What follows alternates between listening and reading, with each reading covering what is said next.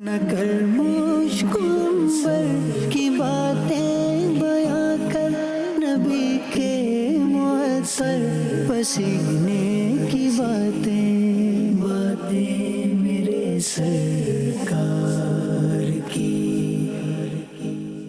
अल्हम्दुलिल्लाहि रब्बिल आलमीन वस्सलातु वस्सलामु अला खातमिन नबिय्यीन अम्मा बाद फ़अऊज़ु बिल्लाहि मिनश शैतानिर रजीम बिस्मिल्लाहिर रहमानिर रहीम अस्सलातु वस्सलामु अलैका या रसूल अल्लाह व अला आलिका व अस्हाबिका या हबीब अल्लाह अस्सलातु वस्सलामु अलैका या नबी अल्लाह व अला आलिका व अस्हाबिका या नूर अल्लाह।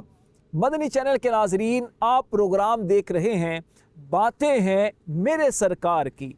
आका करीम अलैहिस्सलातु वस्सलाम की मुबारक आदात, प्यारे आका अलैहिस्सलातु वस्सलाम की मुबारक गुफ्तगू, प्यारे आका सल्लल्लाहु अलैहि वसल्लम का मुबारक अंदाज़े तरबियत कैसा हुआ करता था, आपका अखलाक़े करीमाना कैसा था, इस तरह की बहुत सारी बातें इस प्रोग्राम में शामिल होती हैं। शुरू से आखिर तक ये प्रोग्राम देखने की नियत फरमा लें, इंशाअल्लाह बहुत कुछ सीखने का मौका मिलेगा।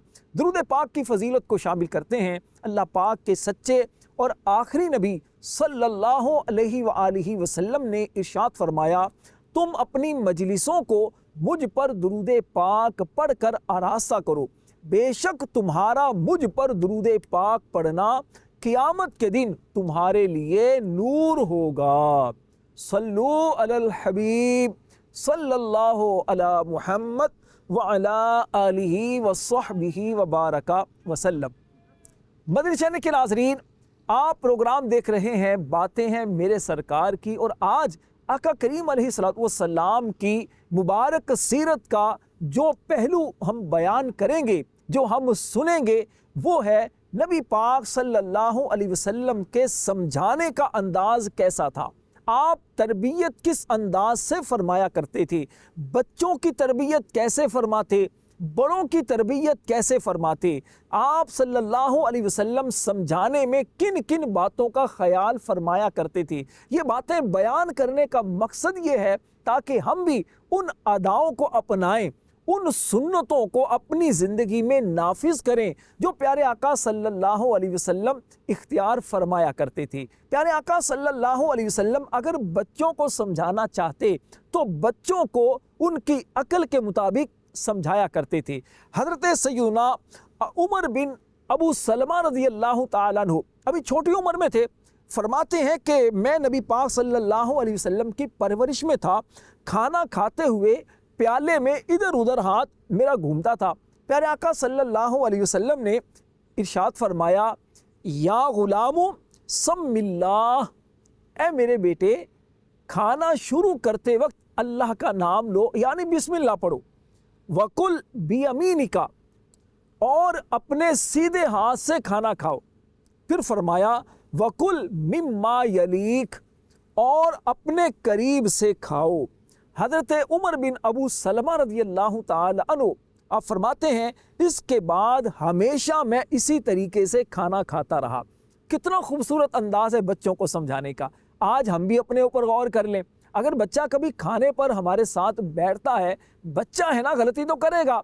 अब बच्चे ने गलती से हमारे आगे से उठाकर कुछ खाना शुरू कर दिया, या बच्चा खाते हुए कुछ खाता है, कुछ बच्चे के हाथ से नीचे गिर जाता है, तो उमूमन होता क्या है कि माँ बाप डांटते हैं, या बड़ा होता है तो डांटना शुरू करते हैं, तुम्हें समझ नहीं आती, खाने का तरीका नहीं पता।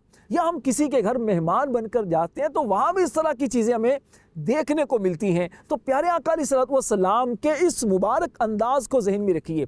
बच्चों को समझाना है प्यार से, शफ़क़त से, आप उन्हें सिखाएंगे, समझाएंगे तो क्या होगा, बच्चा सीख जाएगा। देखिए बच्चा जो है ना, वो बचपन में सबसे पहले खाने के जो अंदाज हैं वो उमूमन सीखता है अगर अच्छे अंदाज से उन्हें सिखाया जाए, समझाया जाए। अगर डांट डपट से बच्चे को समझाया जाए तो बच्चा सीखता नहीं है। अब बच्चे को अगर समझाना है तो आपको बच्चे के लेवल पर आकर बच्चे को समझाना होगा, बच्चे को बात समझ में आ जाएगी। आपने किसी बड़े को समझाना है तो बड़े के लेवल पर आकर आपको समझाना होगा। किसी शहर में रहने वाले आदमी को समझाना है तो फिर आपको उस शहरी आदमी के जहन को सामने रखते हुए اس کے مطابق سمجھانا ہوگا۔ اور اگر آپ کسی گاؤں میں رہنے والے بندے کو سمجھانا چاہتے ہیں تو پھر آپ کو اسی انداز سے سمجھانا ہوگا۔ ایک واقعہ کتابوں میں پڑھا تھا کہ ایک وزیر صاحب، پڑھے لکھے وزیر صاحب تھے اور پانی کے وہ وزیر تھے، وزیر آب پاشی تھے۔ اب وہ شخص کسی گاؤں میں گیا اور گاؤں والوں کے مسائل اس نے جب سنے تو لوگ، ہر بندہ چاہتا تھا کہ میں وزیر صاحب کو اپنے مسائل بتاؤں۔ وزیر صاحب نے کہا ایسا کرو، اپنا ایک نمائندہ بناؤ اور میرے پاس اس نمائندے کو بھیج دو تاکہ وہ تمہاری شکایات، تمہاری باتیں وہ میرے سامنے پیش کرے، تو پھر جو تمہاری ضرورتیں ہیں ان کو پورا کرنے کی ہم کوشش کریں گے۔ اچھا، گاؤں والوں نے اپنے کسی سمجھدار بندہ جو ان کے نزدیک تھا اسے بھیجا وزیر صاحب کے پاس۔ اب وزیر صاحب کمرے میں بیٹھے تھے تو جیسے ہی وہ بندہ وزیر صاحب سے اجازت لے کر کمرے میں گیا تو اس نے وزیر صاحب کو سلام کہا، وعلیکم السلام۔ بات چیت ہونے کے بعد وزیر صاحب نے اس سے کہا کہ تمہاری کشت زار پر امسال تکاتر امطار ہوا یا نہیں؟ اب وہ بندہ پریشان ہو گیا کہ وزیر صاحب کیا بات کر رہے ہیں۔ وہ فوراً باہر آ گیا اور باہر آ کر کہا کہ وزیر صاحب تلاوت کر رہے ہیں۔ اب پتہ چلا کہ وزیر صاحب تلاوت نہیں کر رہے بلکہ وزیر صاحب نے تھوڑی گاڑی اردو میں پوچھا کیا تھا کہ اس سال تمہاری کھیتیوں پر بارش ہوئی یا نہیں ہوئی؟ اب وہ بیچارہ کم پڑھا لکھا آدمی تھا، گاؤں کا رہنے والا تھا، اتنی گاڑی اردو اسے سمجھ میں نہیں آ رہی تھی۔ تو اصل جو مقصد تھا اسے سمجھانا، اس سے مسائل پوچھنا، اس کی ضرورت کو پوچھنا۔ اگر آسان انداز میں وزیر صاحب پوچھ لیتے بھئی بارش ہوئی اس سال تمہاری کھیتیوں پر، تو بندہ بتا دیتا جی بارش نہیں ہوئی یا بارش ہوئی تھی زیادہ ہو گئی تھی۔ تو اسی طرح پیارے اسلامی بھائیوں اور مدنی چینل کے ناظرین، اگر کسی کم پڑھے لکھے آدمی کو سمجھانا ہو تو اس انداز کو پیش نظر رکھنا ہوگا۔ سمجھانے کا ایک خوبصورت انداز یہ بھی تھا کہ آپ صلی اللہ علیہ وسلم مثالوں کے ذریعے بات کو سمجھایا کرتے تھے۔ حضرت ابوذر غفاری رضی اللہ تعالی عنہ روایت کرتے ہیں کہ آپ صلی اللہ علیہ وسلم سردی کے موسم میں باہر تشریف لائے۔ اس وقت درختوں کے پتے جھڑ رہے تھے۔ آپ صلی اللہ علیہ وسلم نے ایک درخت کی ٹہنی پکڑ کر اسے تھوڑا سا ہلایا تو پتے جھڑنے لگے۔ ارشاد فرمایا کہ اے ابوذر، میں نے عرض کی لبیک یا رسول اللہ، یا رسول اللہ میں حاضر ہوں۔ آپ صلی اللہ علیہ وسلم نے ارشاد فرمایا جب کوئی مسلمان اللہ پاک کی رضا کے لیے نماز پڑھتا ہے تو اس کے گناہ ایسے جھڑتے ہیں جیسے اس درخت کے پتے جھڑ رہے ہیں۔ سبحان اللہ۔ اب دیکھیے کتنے خوبصورت انداز میں پیارے نبی صلی اللہ علیہ وسلم نے بات کو سمجھا دیا۔ ویسے اگر سمجھایا جاتا تو سمجھنے میں کچھ مشکل ہو سکتی تھی، لیکن مثال دے کر جب سمجھایا، اب آنکھوں کے سامنے نظر آ رہا ہے کہ پتے کیسے جھڑ رہے ہیں، تو گناہ اس طرح انداز سے جھڑتے ہیں۔ یہ پیارے آقا علیہ السلام نے مثال دے کر سمجھایا۔ ایک مرتبہ پیارے آقا صلی اللہ علیہ وسلم نے ارشاد فرمایا کہ اگر کسی کے گھر کے باہر ایک نہر ہو اور اس نہر میں وہ دن میں 5 مرتبہ غسل کرے، نہائے، تو کیا اس کے جسم پر کوئی میل باقی رہے گا؟ عرض کی گئی نہیں یا رسول اللہ صلی اللہ علیہ وسلم۔ فرمایا بندہ مومن جب نماز پڑھتا ہے تو نماز پڑھنے کی برکت سے اس کے گناہ اس انداز سے دھل جاتے ہیں، معاف ہو جاتے ہیں، او کما قال علیہ السلام۔ تو پتہ چلا مثال دے کر اگر بات کو سمجھایا جائے تو بات سمجھنا آسان ہو جاتی ہے۔ اب یہاں پر ایک بات یہ بھی ہے کہ مثال دینی کیسے ہے، یہ بھی ایک فن آنا چاہیے۔ تو جو اگر میڈیکل سے ریلیٹڈ جو افراد ہوتے ہیں تو ان کو اگر میڈیکل کے پوائنٹ آف ویو سے اگر مثال دی جائے گی، ایگزامپلز دی جائیں گی، ان کا سمجھنا آسان ہوگا۔ اگر کوئی گاؤں دیہات میں رہنے والا ہے اس کو اگر مثال دی جائے گی کھیتی باڑی کی طرح، اس کو نہروں کی مثال دی جائے گی، اس کو اگر درختوں کی مثالیں دی جائیں گی تو بڑی جلدی اس کو سمجھ میں آ جائیں گی۔ تو اس طرح سمجھانے کا انداز بھی اچھا ہونا چاہیے۔ پیارے اسلامی بھائیوں اور مدنی چینل کے ناظرین، الحمدللہ ہمارے ساتھ اس پروگرام میں خصوصی اسلامی بھائی بھی ہوتے ہیں۔ یہ دیکھ سکتے ہیں، بول نہیں سکتے، سن نہیں سکتے، لیکن اشاروں کی زبان میں ہماری باتوں کو یہ سمجھ رہے ہیں۔ مبلغ دعوت اسلامی میری باتوں کو اشاروں کی زبان میں ان تک پہنچا رہے ہیں، اور مدنی چینل کی اسکرین پر وہ اسلامی بھائی جو بول نہیں سکتے، سن نہیں سکتے، لیکن اشاروں کی زبان میں باتوں کو سمجھ سکتے ہیں، ان کے لیے ہمارا یہ پروگرام ہوتا ہے۔ اور جو سن سکتے ہیں دیکھ سکتے ہیں تو الحمدللہ آپ بھی اس سے فائدہ اٹھا رہے ہیں۔ ان اسلامی بھائیوں سے میں گزارش کروں گا آپ کے ذہن میں اگر کوئی بات ہو، آپ کوئی سوال کرنا چاہیں پیارے آقا صلی اللہ علیہ وسلم کے انداز تربیت کے بارے میں، تو آپ بھی سوال کر سکتے ہیں، یا اس سے ویسے ہی کوئی اور بات آپ کے ذہن میں اگر ہو تو آپ بھی سوال کر سکتے ہیں۔ کون سوال کرنا چاہے گا؟ آپ سوال کرنا چاہیں گے؟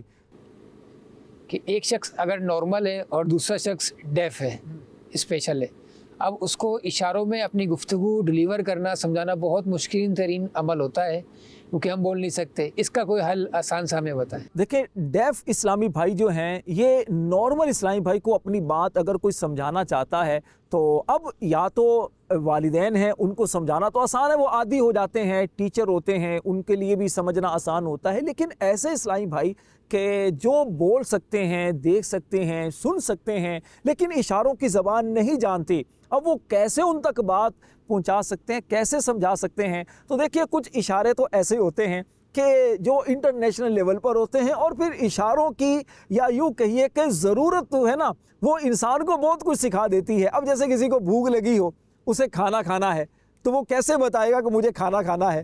وہ کچھ ایسا اشارہ کرے گا کہ اپنا مقصد سمجھا سکے۔ تو آپ میں اگر جذبہ ہوگا، آپ اچھی نیت رکھتے ہیں کسی کو سمجھانے کی کہ نماز پڑھیں، جیسے آپ نماز کی دعوت دینا چاہتے ہیں، تو اتنا تو ہر بندہ سمجھے گا کہ جب آپ ہاتھ کھڑا کر کے اسے سمجھائیں گے کہ بھی نماز کے لیے چلیں، کچھ آپ چلنے کے لیے بول سکتے ہیں۔ اچھا، پھر اگر آپ لکھنا جانتے ہیں تو لکھ کر بھی آپ اس کو سمجھا سکتے ہیں۔ تو سمجھانے کی آپ اگر ٹھان لیتے ہیں نا مجھے سمجھانا ہے، تو پھر آپ سمجھانے میں کامیاب ہو سکتے ہیں۔ اچھا، ایک اور بات مدنی چینل کے ناظرین یہاں پر میں عرض کروں گا، پیارے آقا صلی اللہ علیہ وسلم کا ایک مبارک انداز سمجھانے کا یہ بھی ہوا کرتا تھا، آپ لوگوں کی نفسیات کے مطابق ان کو سمجھایا کرتے تھے۔ جیسے پیارے آقا صلی اللہ علیہ وسلم نے ایک مرتبہ اپنے صحابہ کرام سے ارشاد فرمایا، تم میں سے کون ایسا ہے جسے اپنے مال سے زیادہ وارثوں کا مال پسند ہو؟ اب سوال جب سنا صحابہ کرام نے تو عرض کرنے لگے، یا رسول اللہ صلی اللہ علیہ وسلم، ہم میں سے کوئی بھی ایسا نہیں ہے جسے اپنے مال سے زیادہ وارثوں کا مال پسند ہو۔ تو پیارے آقا صلی اللہ علیہ وسلم نے ارشاد فرمایا، جس نے اپنا مال آگے بھیج دیا وہ اس کا مال ہے، اور جو پیچھے چھوڑ دیا وہ اس کے وارثوں کا مال ہے۔ سبحان اللہ، کتنے خوبصورت انداز میں بات کو سمجھایا۔ تو پیارے اسلامی بھائیوں، دیکھیے اس سے ہمیں یہ بات بھی سیکھنے کو ملی کہ اللہ کے راستے میں جب ہم مال خرچ کرتے ہیں، مسجد میں خرچ کرتے ہیں، کسی مدرسے میں دیتے ہیں، کسی یتیم پر خرچ کرتے ہیں، کسی بیوہ کی ضرورت کو پورا کرتے ہیں، جب ہم کسی ضرورت مند کی ضرورت کو پورا کرتے ہیں، تو یقین جانیے اس کا جو اجر و ثواب ہمیں ملے گا انشاءاللہ وہ تو ہمیں اللہ قیامت کے دن عطا فرمائے گا، لیکن دنیا میں بھی اس کے بڑے فائدے ہوتے ہیں۔ اب دیکھیے، دنیا میں جب تک ہم زندہ رہتے ہیں، جو ہمارے پاس مال ہے، یہ مال ہماری ملکیت میں ہے، ہم اس مال کو جہاں چاہیں خرچ کر سکتے ہیں۔ اگر اس مال کو اللہ کے راستے میں خرچ کرتے ہیں تو یہ مال ہمارے لیے آخرت میں جمع ہو جائے گا، اور اگر اس مال کو چھوڑ کر ہم دنیا سے جاتے ہیں تو یہ مال کس کا ہوگا؟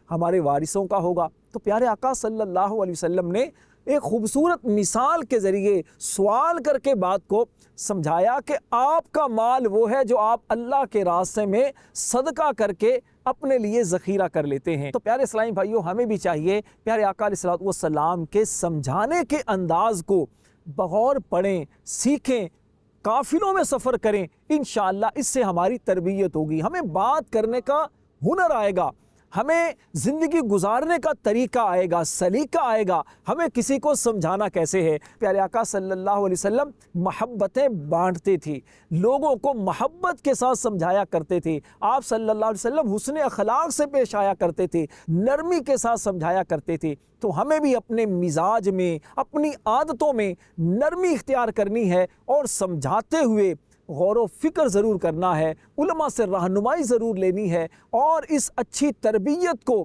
اپنے اندر نافذ کرنے کے لیے قافلوں میں سفر کرنا ہے۔ انشاءاللہ بہت برکتیں ملیں گی۔ اللہ پاک سے دعا کرتے ہیں اللہ پاک ہم سب کو عمل کرنے کی توفیق عطا فرمائے۔